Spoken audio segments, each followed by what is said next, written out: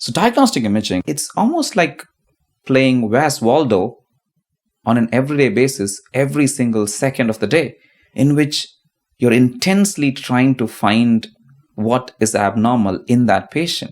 I feel extremely happy that I'm a real life Sherlock Holmes every day, trying to assemble clues, trying to figure out what the mystery is, and able to tell the clinician what exactly the patient is suffering from, so that then the clinician can take it from there and treat the patient.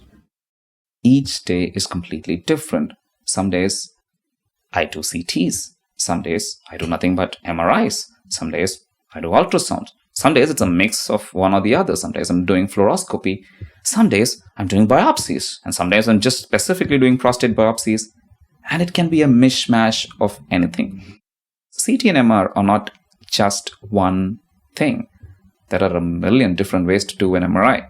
So we need to figure out which optimal combination of sequences or contrast is needed to best find out what the abnormality of the patient is. Then we're looking at images, figuring out what's wrong with them. And this is where it gets interesting in academia, because it's not just me trying to figure out, it's a whole team of us. We have residents, we have fellows, sometimes we have observers, we have medical students. When you're thinking of radiologists, the stereotype is that they don't really like people interaction at all. They just prefer to be by themselves, and they prefer the dark, like bats, because you're always sitting in a darkened room.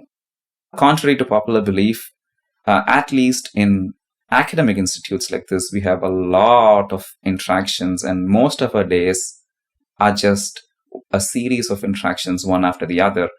We still may be working slightly in the dark, but we're out there. We have eyes, ears, and everywhere, and we are actually probably interacting with more people than most people realize.